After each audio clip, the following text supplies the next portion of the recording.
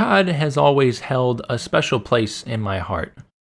Not so much as any other series like Metal Gear Solid or the Persona series, but it was definitely always that guilty pleasure type game. I always remembered back in the days when me and my friend would buy the newest COD game and we would play it for hours, specifically Modern Warfare 2. The game was just so versatile in so many different categories. The campaign was awesome, the Spec Ops was awesome, and the multiplayer was banging. They even did a pretty good job in the remake in Modern Warfare 2019. Can we say the same, though, for Modern Warfare 2 2022? I would argue not so much. Don't get me wrong, it has its high points, but it also has its low of low points. That being said, I'm going to break down this game step by step, going through each mission. If that's not something you want to do and you just want to hear my conclusion, then I will have that posted in the time cards below. With that being said, let's game. So the game starts off with a hot shot of 500 cc's of straight nostalgia injected directly into your bloodstream by showing you Ghost right off the bat.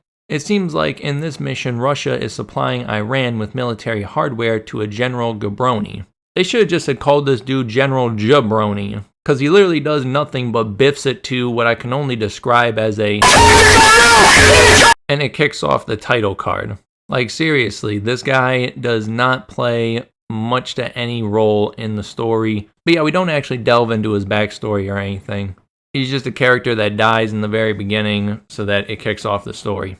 So it turns out taking out General Jabroni didn't really do very much other than just leave a power vacuum for his second in command, Hassan, to take lead. And Laswell from the last game gets intel that he's in Al Mazrah, which is basically Iran, but since it's a real country, they can't really call it that, even though that they do later. It's a whole big thing. You know how it goes. There is only one way to find out, sir. Well, let's get him. When? What time is it now? Huh? What, you want some dick? So there's also intros to Ghost and Soap in this part, and they're just real quick, but I thought, I'd just kind of mention it. You know how it is in this sort of thing. They got like a rookie veteran type situation. The veteran's like, oh, this fucking kid, sort of thing, but you know how it goes. It's a pretty basic start. So Ghost and Soap are helming an attack to capture Hassan, but it goes partially tits up when the chopper is shot down. So I guess like tits sitting up or something? I don't know what the Brits would call that. Ghost orders them to clear a house or two before securing the crash site, and because of this, Hassan was able to get away. They decide to search the surrounding area and find an American mobile ballistic missile. This is very bad, and Shepard is pissed that Al-Qatala now has access to ballistic missiles, and they're unsure how many they have. Since it's Laswell's job to run intelligence, she suggests that Hassan probably has a smuggling partner, but Shepard is quick to shut that shit down and just wants them destroyed. I wonder why. But seriously, if you played Modern Warfare 2 back in the day and you didn't catch this obvious setup for Shepard, then I don't know, man. You just have like no foresight. They decide to start the investigation in Amsterdam since it's a smuggling port, and Captain Price and Gaz are already there tracking the AQ cell. This mission is pretty cool. It has some fun combat, You can like assassinate people from underneath the water by pulling them in, or you can shoot them while they're underwater, which is, kind of cool. Makes you feel like a little secret agent or something. I don't know, I just like it, They find out the Mexican cartel is AQ's smuggling partner, and are meeting at a cafe soon for some of that dank, and since Captain Price was going to meet his plug there anyways, they decide to take two birds out with one stone. They tie up a loose end I had in the last game, and Laswell hints that she's CIA, which just kind of raises more questions than answers, but, it's better than nothing at this point. So you use some CIA knockout juice that she gave you on some of these bodyguards, plant a distraction, and Captain Price moves in to secure the cartel plug. He also realizes from their conversation that Hassan is using the cartel to smuggle himself and the missiles to Mexico. They plan on interrogating the cartel smuggler, and by interrogate, I mean they torture the fucking shit out of this guy until he tells them where it is. But in the meantime, Laswell informs the Mexican Special Forces that's helmed by a man named Alejandro and his partner Rodolfo, but I'm just going to call him Rudy because it's a lot easier. And she tells the Mexican Special Forces member that they need to intercept Hassan before he can make it to the US. This mission introduces a strange mechanic in the form of intimidating people into backing down. You point a gun at them and they stop doing stupid shit. It's pretty basic, but it was kind of dumb and it just ended up really hindering me. I mean, it is kind of cool that it's in the game, but I just wish they kind of used it a bit more. Long story short, Hassan gets away, but not before dick waving to Rudy. You know how it is. He burns everything, and he monologues, and then knocks his ass out and leaves him to burn to death. You know, your pretty typical evil character starter pack. You know how it is. This scene also misled me, because Rudy is not really developed that much as a character, and I thought this scene of Hassan playing with him before he kills him was going to lead to him wanting revenge or something, but that never really happens. As a matter of fact, he does a lot in the story, but I actually forgot that he was in most of the game until I watched the playback in editing. So Rudy is actually able to see something on this board past the flames and the blood in his eyes, and he sees that they're smuggling something across the Atlantic, which means that Hassan is in the US, but the missiles haven't gotten to him yet. In the next mission, Ghost and Soap are sent to assist the Mexican Special Forces, as well as Shepard sending a private military company called Shadow Company to assist them in whatever they need, which I guess is probably better than sending a lot of US soldiers over the Mexican border, since it would probably clear up a lot of red tape. I don't really know the logistics of the thing, so I'm just going to give it a pass. Alejandro tells him about him and Rudy's backstory.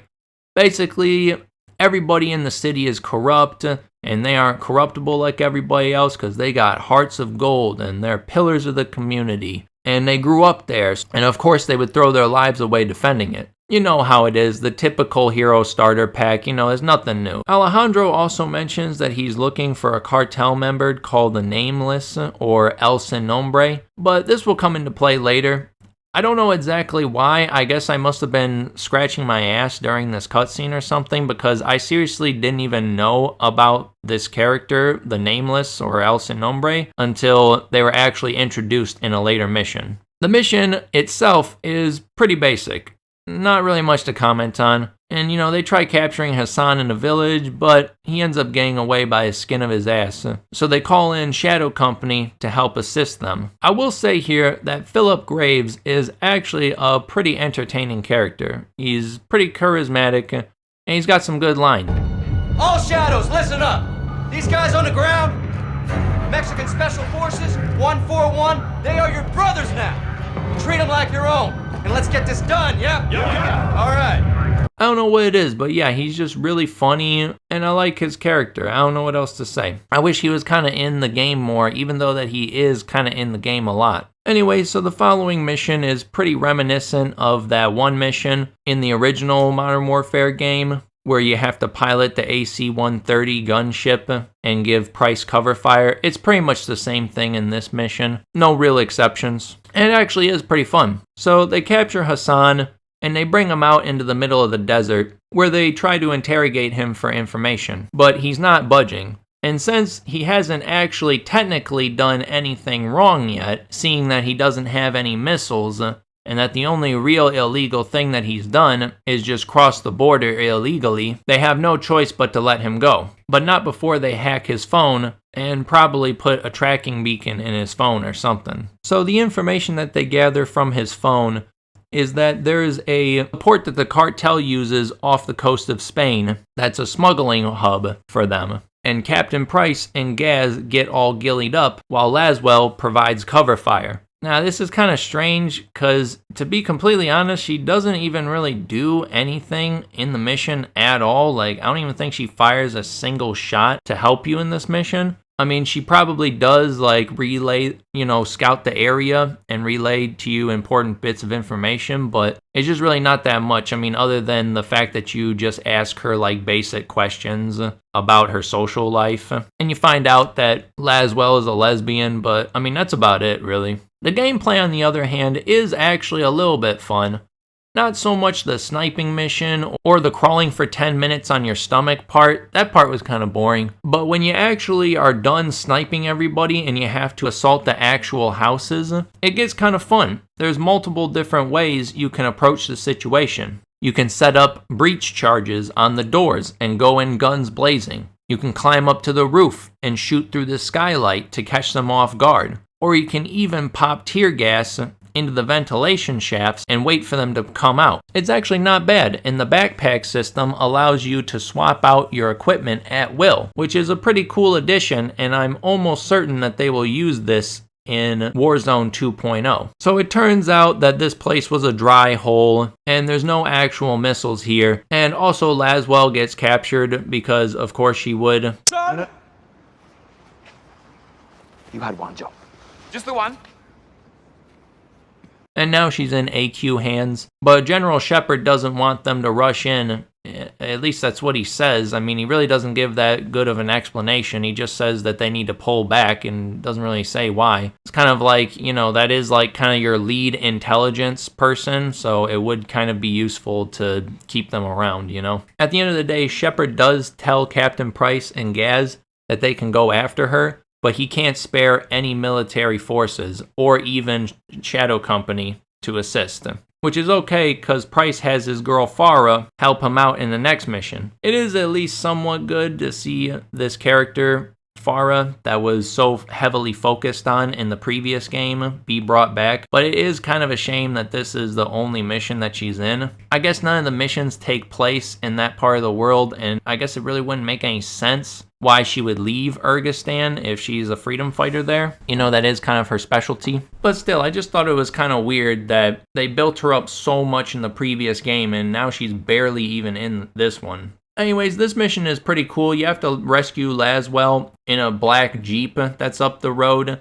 And you have to drive through like so many enemy trucks. And you can lean out the window and shoot dudes. You can even get on top of the car while the car is in cruise control and jump to another car and then jack that one. It is pretty cool, if not a little bit bombastic, but still pretty cool. This feature is no doubt going to be in Warzone 2.0, as I mentioned before. So you rescue Laswell, and she tells you that Spain was only where the guidance system was.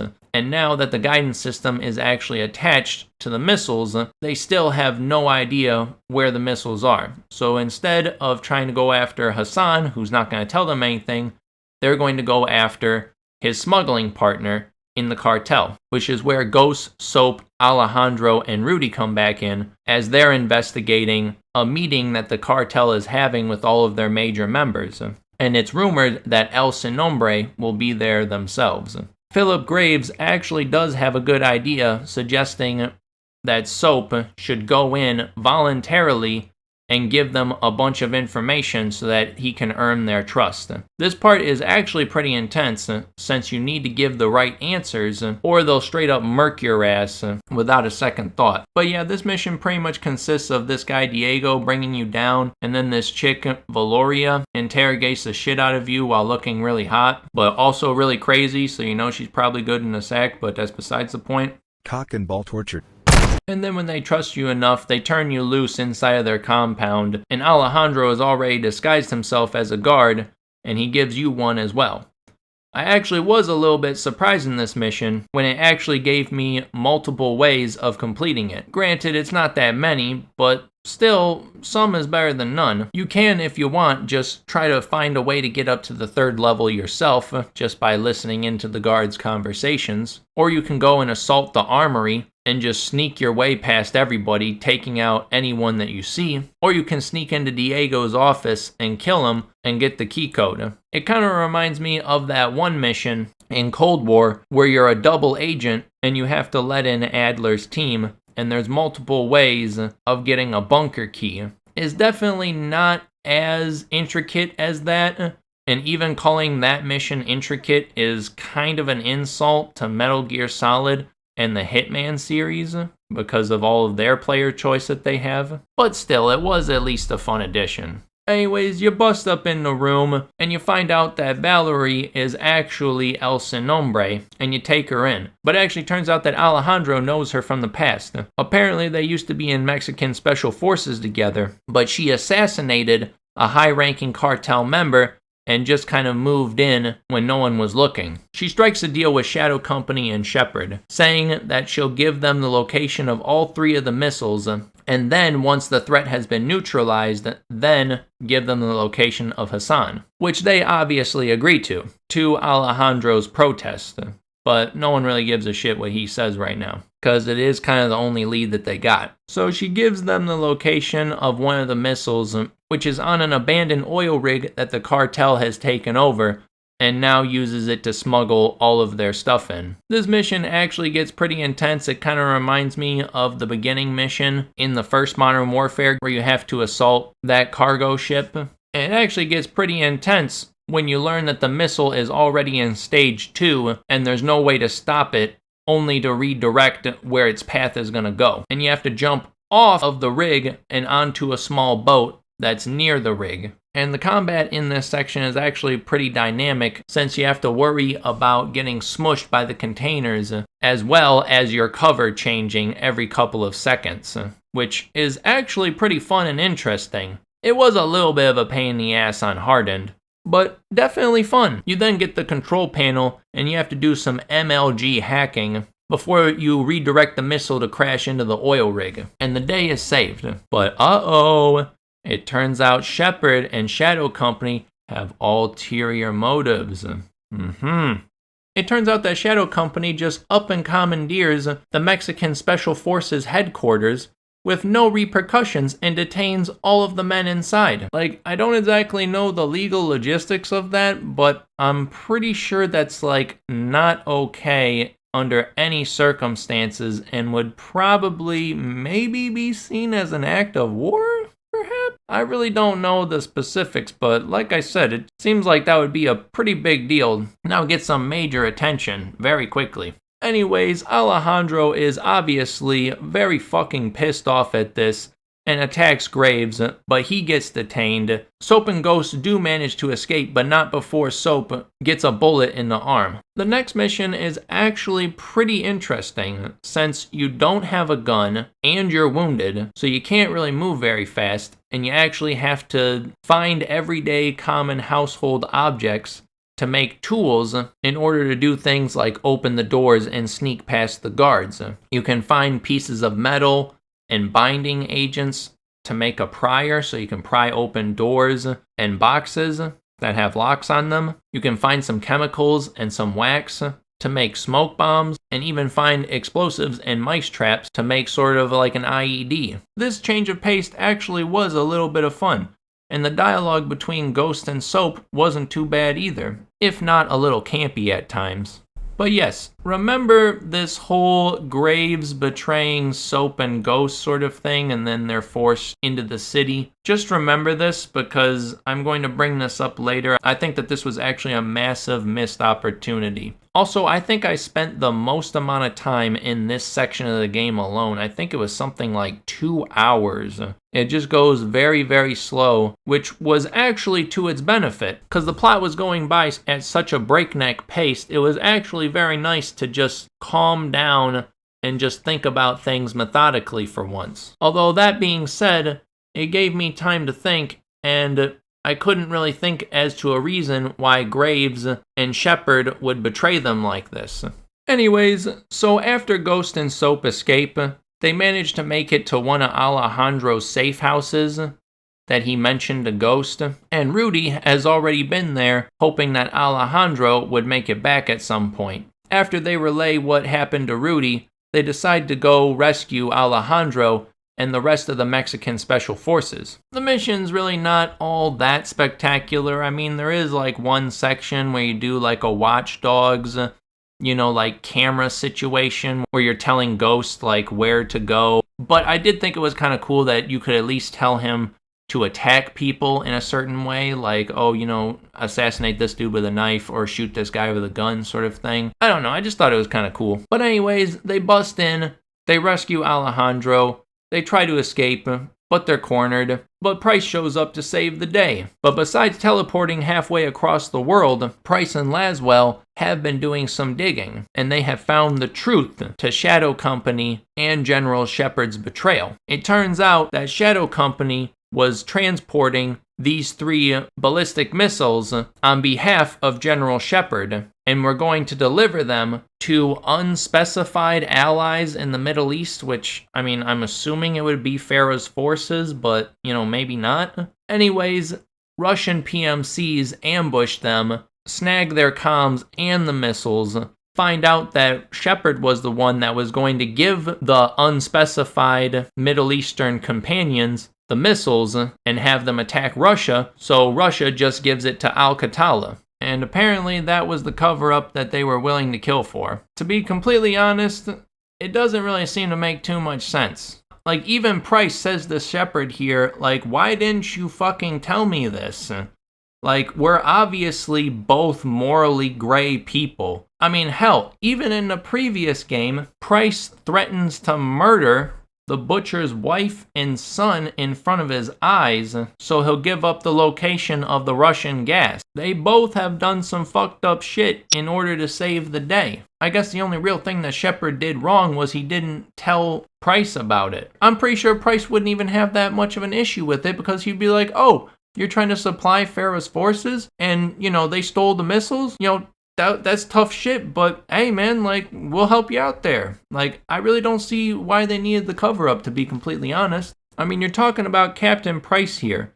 In the previous game, this guy literally helped Farah's revolutionary fighters to kill General Barkov. Like, that's a fucking general of Russia. If people found out about that, that would be an act of war. But I guess there might be a little bit of leeway there, since Russia kind of seemed like they were happy the dude was gone. But at the same time, here they are supplying Al-Qatala forces, so it's like, whatever. Anyways, the conversation between Price and Shepard goes about as well as you would expect, with Price saying that he's going to kill Graves and then kill Shepard when he's done. So now they're going to try to assault the newly acquired Shadow Company's headquarters, which used to be the Mexican Special Forces headquarters.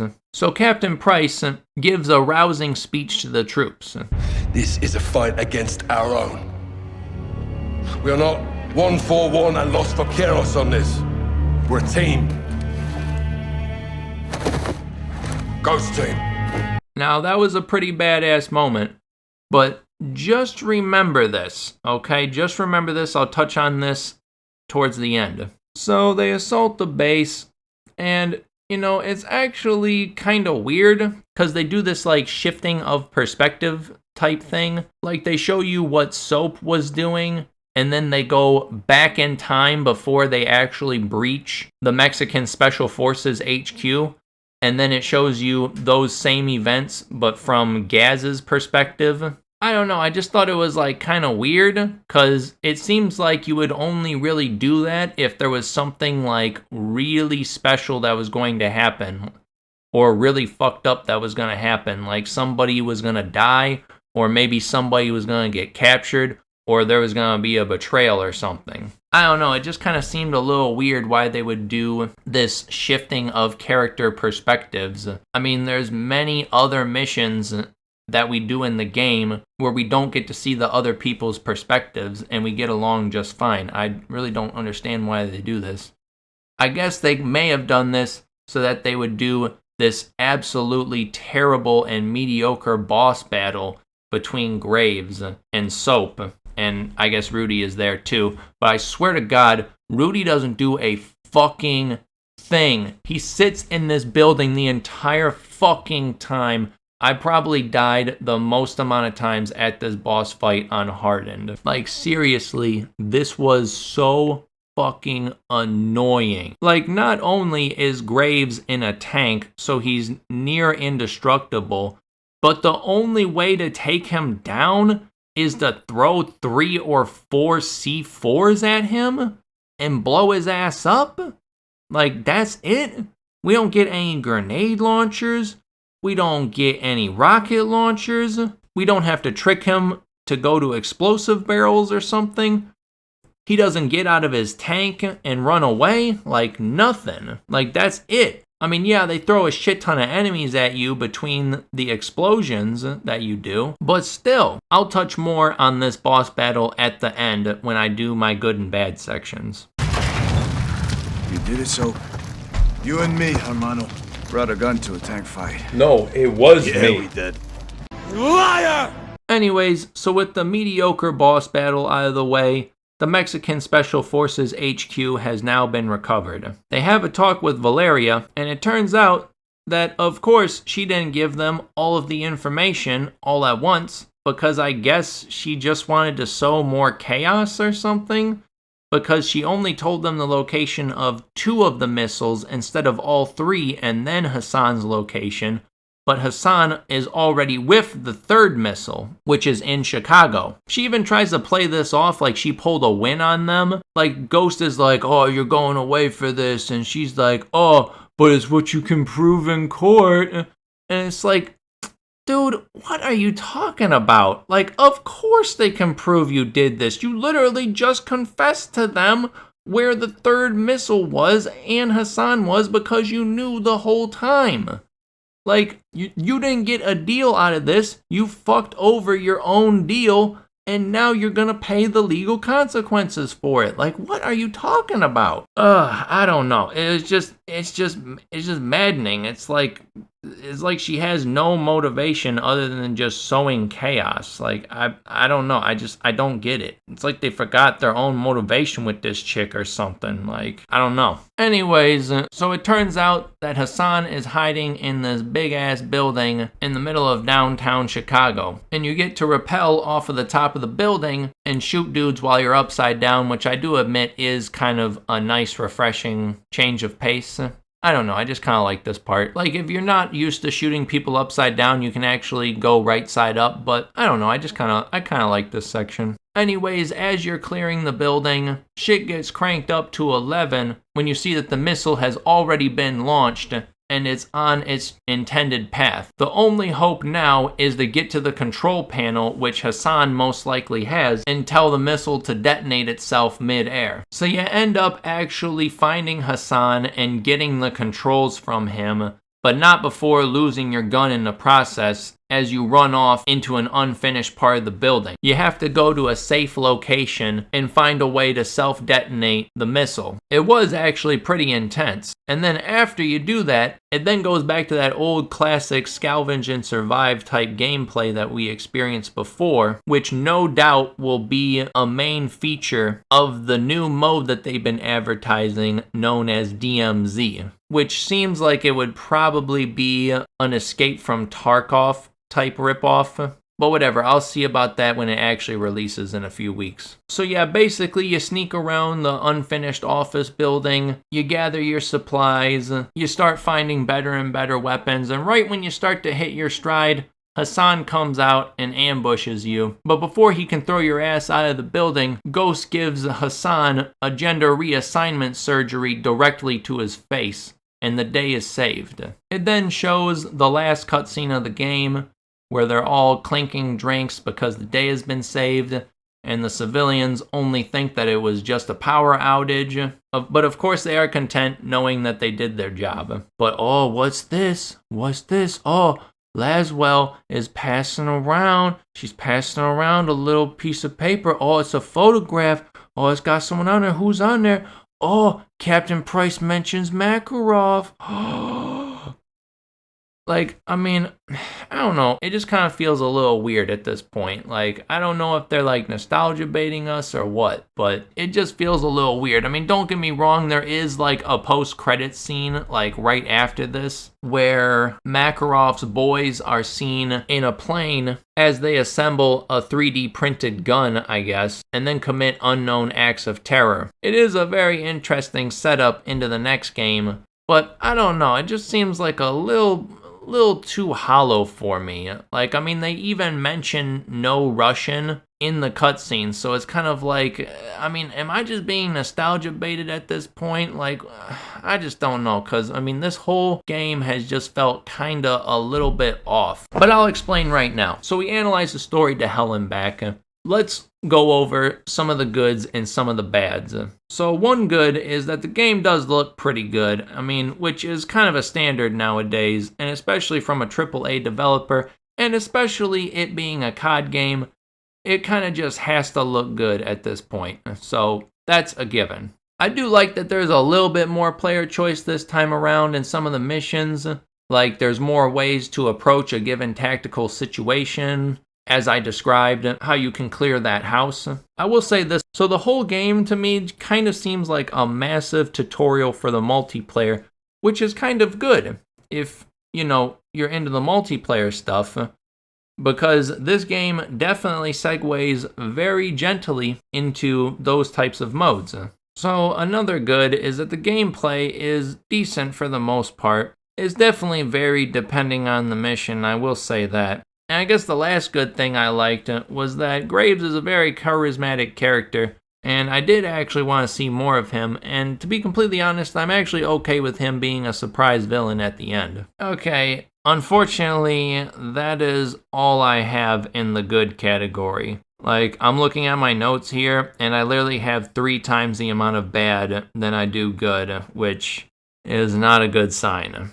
So, in-game events happen way too quickly with little to no room to breathe. I mean, it's literally like one thing and then it swaps right to the next thing, to the next thing, to the next thing. It's really kind of one of those blink and you miss it type stories.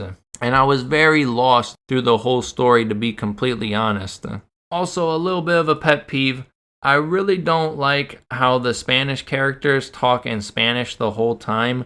I mean, it's fine to have characters talk in different languages, but please save that for the cutscenes. It makes it incredibly frustrating when I have to read what they're saying while a 6'2" Kevlar enemy is coming at me to wreck my shit. And that leads me into my next point. The Kevlar enemies are a pain in the fucking ass. Even on Recruit. They are a nuisance and just straight up annoying. It really makes the game feel way less grounded. I mean, I have to sit there and probably empty anywhere from like 5 to 10 rounds into their head just to pop off their damn helmet so I can get a headshot in on them. And I guess it's not necessarily too bad if they were maybe the speed of a juggernaut, where they would be kind of like walking. But like these dudes are like running at you the same speed that the normal enemies are running at you. And if you want to try to take them out with a body shot, it's twice that amount of shots into them. So probably around like 10 to 20 shots in the abdomen before you crack that armor. These guys were definitely an addition to get people familiar with Warzone, because this is very close to how enemies act in that game mode. How you have to peel off their armor first, and then you can kill them.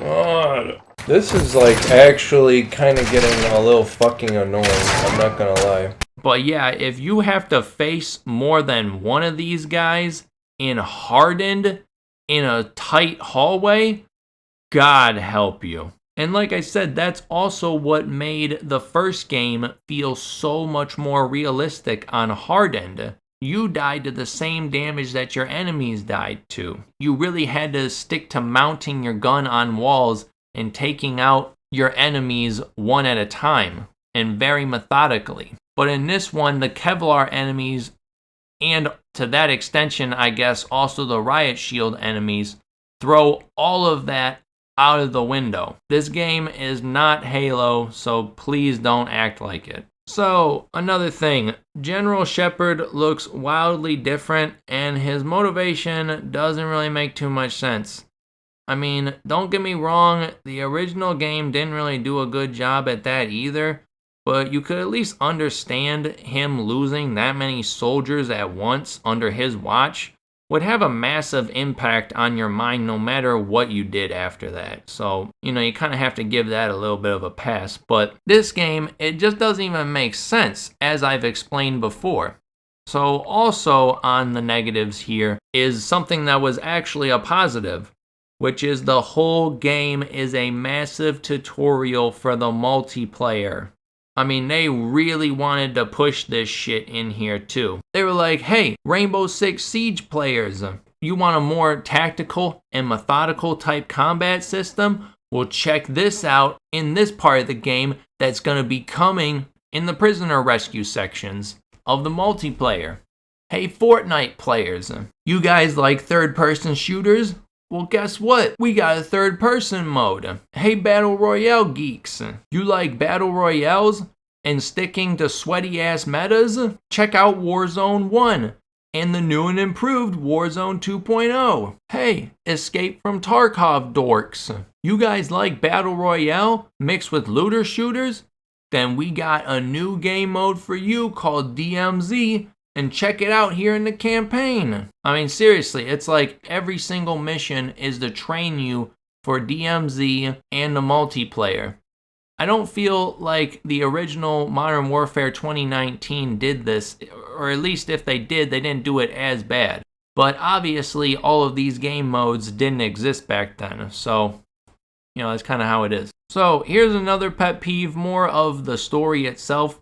But I kind of wish Ghost would have died to Graves. It just seemed like it would have made more sense. And it seems like that's what they were kind of going for, but maybe they course corrected at the last minute since they knew fans would have guessed that this was going to happen. Because, like, imagine this. Like, Ghost is about to make it out, but he gets picked off by Graves, who is actually an elite sniper, because it seems like Shadow Company really likes to take out people from afar, hence why they have a bunch of AC-130s. It would be actually cool to see that Graves prefers a sniper rifle over a submachine gun. That way, when Ghost dies and Shepard gives his rousing speech and says that they're no longer Task Force 141 or Los Vaqueros, they're their own team, Ghost Team. That would be way more impactful, because that would be a way that Captain Price is honoring his fallen comrade. And it would also be a little bit poetic, because it's like Graves is now being killed by Ghost's ghosts. I don't know. It's like poetry, so if they rhyme. And speaking of Graves, his boss fight was extremely underwhelming. Like, so much so that I put this down in my notes. Like, it was bad. Like, really bad. Like, I don't know what else to say. And on top of that, like I said, Rudy was a fucking idiot the whole time and didn't even lift a fucking finger. He never even went outside of this fucking house. Like, what the fuck are you doing? Like, if you're trying to get these players to get into Warzone, why not have it so that there's a bunch of different explosives that you can choose from? Like a rocket launcher, and then when that runs out, then you get a grenade launcher, then maybe you switch to the C4, then maybe Graves hops out of the tank before it explodes and runs off, and when they try to find him, he's actually set himself up in a sniper nest, and you have to move very methodically and slowly in order to get around him and kill him. And that also would have added a more personal touch to them actually killing him. While we're on the topic of boss fights, the final boss fight was a bit underwhelming, if I'm not gonna lie. Like, the scavenging section was okay, and the missile defusal section was also okay, but the previous game ended with Farah getting to seek her 20-year-long revenge on General Barkov, and with the entire chemical gas factory exploding. It just kind of seemed like a way better ending than what we got here, where Hassan is just taken out with a simple sniper shot. So, all in all, what do I think of this game? Well, it was fun at times, but it's kind of hard for me to even really give this a grade, because, like I said, there were some high highs and some low lows, like really bad lows.